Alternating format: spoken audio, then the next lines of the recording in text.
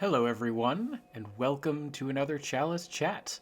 We approach the moment of truth, in which we fight the first boss of this cursed Tumuru defilement, and determine whether or not we continue with the Chalice chats for any reasonable amount of time.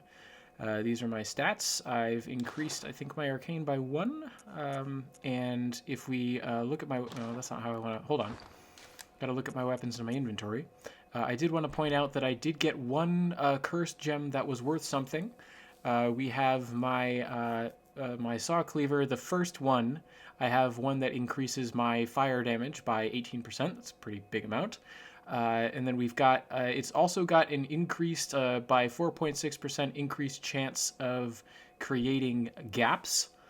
Ski, I don't know exactly what that means. Maybe it's a chance of stagger. Been a while since I've looked at anything super in-depth in terms of blood gems. And the downside is that it lowers my attack against kin-type enemies by 9.3%, which, if I'm fighting kin-type enemies, I'm probably not using the saw cleaver. And I felt that was a reasonable trade-off to switch out to my Tonitrus here, because the bolt-type damage that the Tonitrus has on it will make up for the fact that fire isn't exactly the most effective thing against kin-type enemies anyway. So we've got that on our saw cleaver. I don't know what, if any, effect that's going to have on whatever boss we're facing this time, but hey, we're going to find out. And it looks like there's no summons out front here, so here we go, moment of truth. Who are we facing? Ah, it's my clone. It's my... I think I remember from a very long time ago, I got a tip that you can kind of trick this thing's AI into a constant sequence. Oh man, that attack is so cool. Constant sequence of things that you can parry, like that. It tends to follow up with that sword swipe a lot, and if you can get the right timing, like that, you can get that visceral, and then it will open with another sword move, and you can follow up with another visceral. So I think that's one loop that you can get this boss in.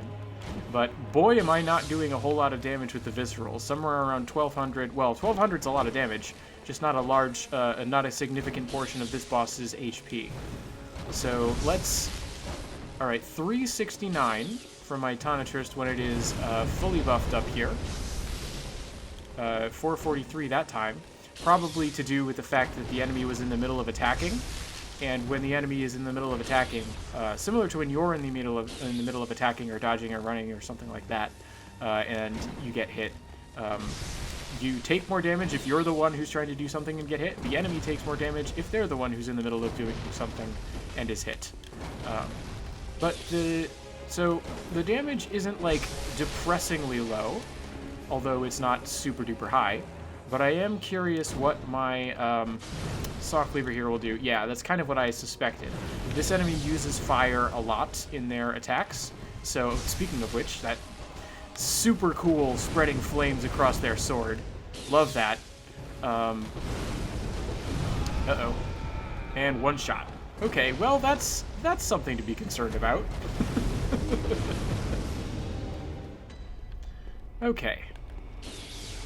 So, as I was kind of saying, the fact that that enemy is so proficient with flame made me think that the fire damage that my saw cleaver currently does probably wouldn't be the most effective thing to use against them. That has been borne out, I think, pretty substantially.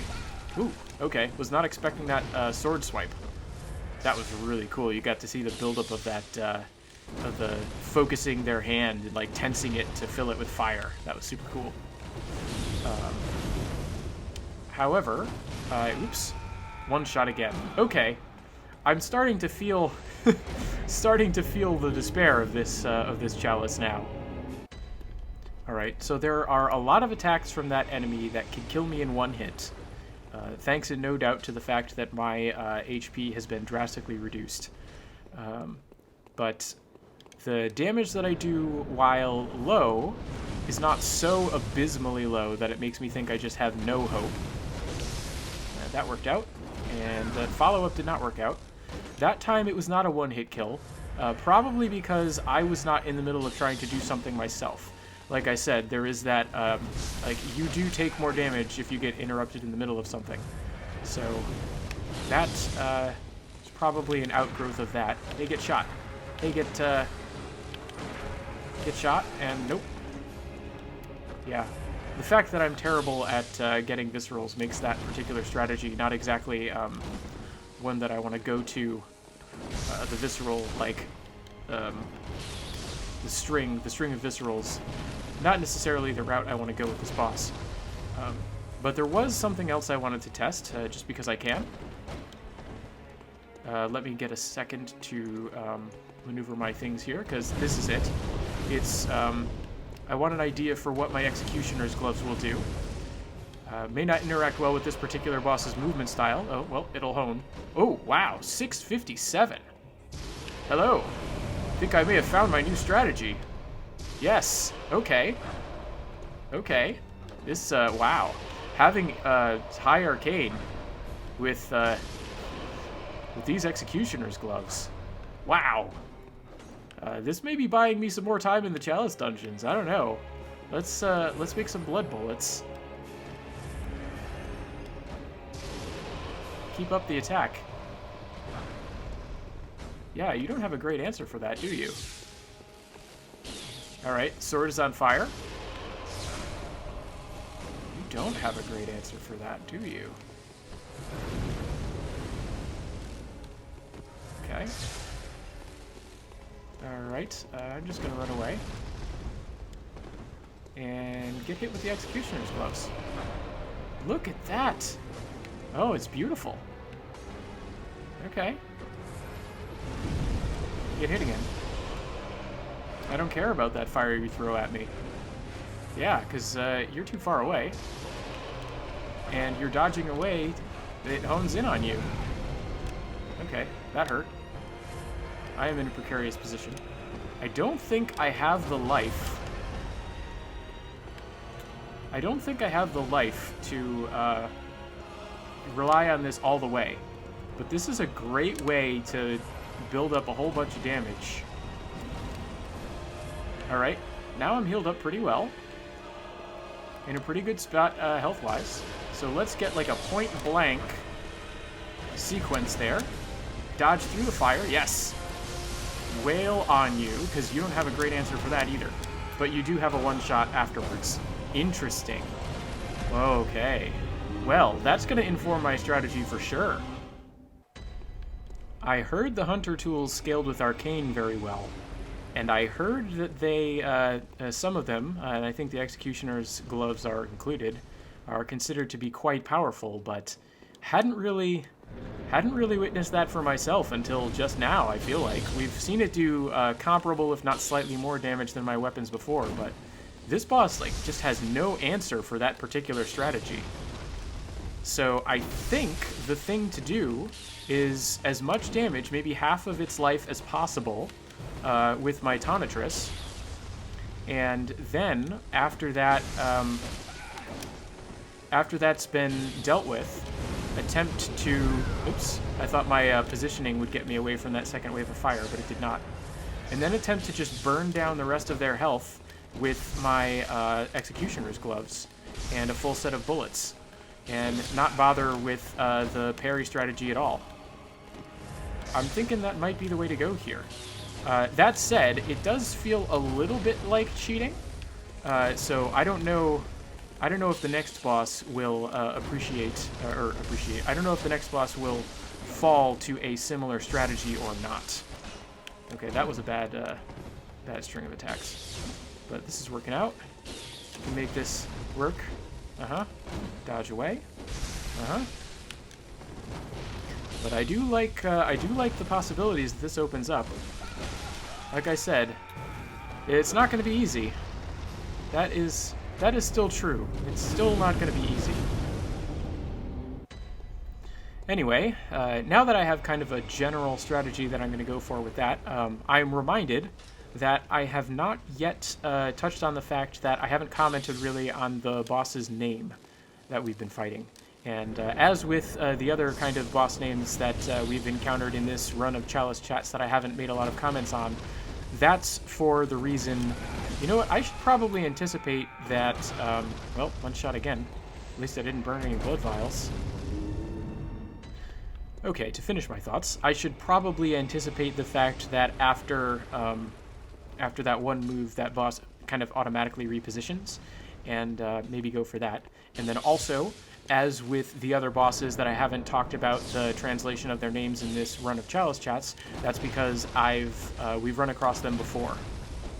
So much for accounting for the boss's own repositioning. Getting a little bit better at it though.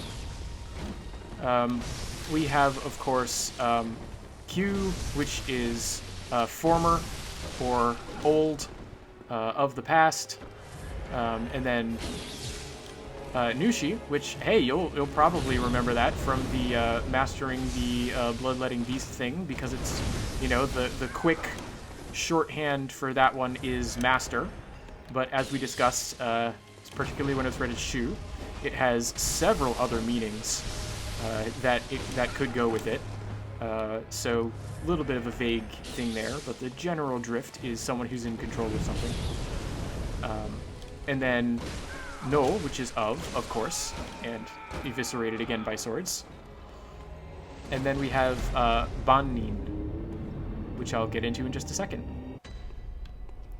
Bannin is a little bit of a special case because the first kanji, ban, means number, literally. But in this case, it's being used to mean like a guard. It's one of the other meanings that's associated with that kanji is like someone who is protecting, like is set to watch a particular area, is on a particular route. It's got strong associations with like someone whose turn it is to take care of a particular task. So got strong associations with guarding things. So Bannin is nin means person in this case, and so a Bannin is a guard. So we have the guard of, oops, it's the first time I've gotten hit by that super cool attack. A guard of the former or old lords, which I think in the translation is keeper of the old lords. And I think I've talked before in Translation Born about how they have, they've also got like, I think it's Moribito or something like that. Oh man, I thought getting that boss into a corner and wailing on them like that would be effective, but apparently not. Apparently they have an answer. That answer being, hit me a bunch with a sword. But, yeah, so we have, and I think I was saying in the previous, in previous episodes of Translation Born, not the Chalice Chats, I've talked about how they need to differentiate between the what they have as the Watchers and the Keeper. Two different types of guard. If you literally just use the word guard, it looks like it's the same thing, when in fact it's two different kanji. And I like the way that they've done this particular differentiation. All right, after 3 hits is when the sword swings come out, and the sword swings will kill me. So gotta be wary of that. Oh man, that was cool. I know that was an attack, but man, that works well as like a taunt. All right, but enough retreading old ground in terms of translation thoughts. Let's get back to focusing my commentary on the fight. And this, you know, if we do have to do a montage episode, this seems like a suitable boss for that to happen on. 2, 3, and now you're gonna sword swing, and now 1, 2, 3. That didn't go quite how I expected, but it worked out. All right, my positioning worked out there. 3, here comes the sword. Oh man, I thought I would dodge, and I did not. But the fact that I was not in the middle of dodging, I think, is what saved my life in terms of not getting one-shot by that pair of sword swings. which, that's good to know. And I forgot about the step. Can't forget about the step. That's, that's an important step, is not to forget about the step. Alright, dodge. Past the fire. Alright, the reposition, and I'm out of there. And, oh, no second swing. Reposition, and now 1, 2, 3, move away.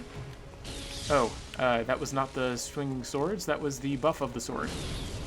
Okay, good to know. And dodge away. Looks like the regular sword swings now project fire. That's super cool. Also annoying. Oh, and also I'm one shot. Okay. It may be time to move to montage mode. I'm going to try and get one more attempt. One more attempt, voiced, that is. And then after that, we're probably back at the point where I'm going to need to rely on montages. This is, I mean, as expected, this is notorious for being one of the hardest chalices in the game to deal with. I almost said chalice chats just by default. And you can really see why. Alright, I was ready for the repositioning that time. After 3, there's the sword swing. Swing. Interesting. Didn't reposition. I thought there was a repositioning coming. It didn't happen. Alright. So let's buff the weapon here. Get caught up on the geometry. Okay, there's the AoE. And you know what? I'm just going to hit you.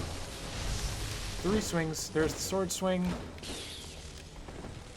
And you miss. And get attacked. 1, 2, 3, sort of. Alright, I don't know what you're doing. Throwing fire. That's fine. That's fine. I'm going to dodge away and keep circling as I do a bunch of attacks. You're going to... Nope. Oh, I thought that was a one-shot for some reason. It was not. Because I was doing nothing. Because I thought I had dodged clear of any reprisals. That was clearly not the case. I'm just a little bit faster when it comes to that. Oh, that was an AoE. I thought that might have been the sword buff. It was instead the AoE. And yep, there's the sword buff. Alright, dodging away. They're going to reposition.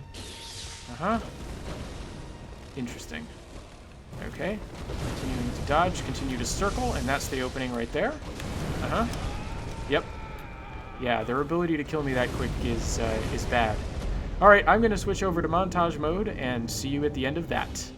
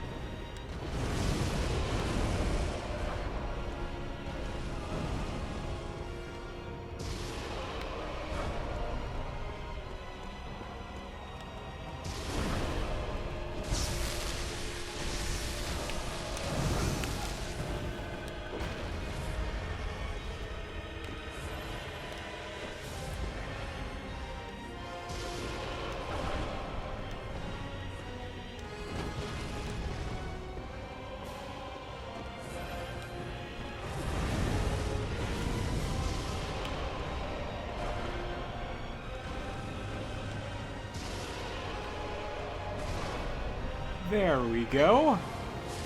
Boss is down. My strategy that I established quite a while ago appears to have worked out quite well. However, it did take me quite a long time to implement successfully.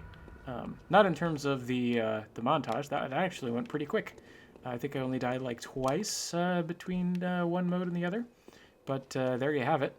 And let's see. As usual, I doubt there's any anything. Oh, I was thinking it's kind of dim in here. That's because my portable lantern turned off. I think it's unlikely that we'll get illusory walls here in the boss room, but you never know. So hey, thought I'd check and light this lamp. We're gonna go down to the next layer, and then we're gonna light the other lamp, and then we're probably gonna call it quits. I think that was just the first boss. Things are only gonna get harder from here. That was quite a struggle. I think we're at a point where it makes sense that this cursed Tumerian defilement, the cursed Tumerian blasphemy, this place is no joke.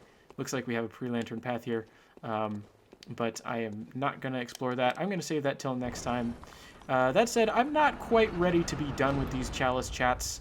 It's a lot of fun to be playing these, playing through these for me. So I'm going to poke my head into the Depth 5 Chalice, probably just for one episode, and I'll stay here.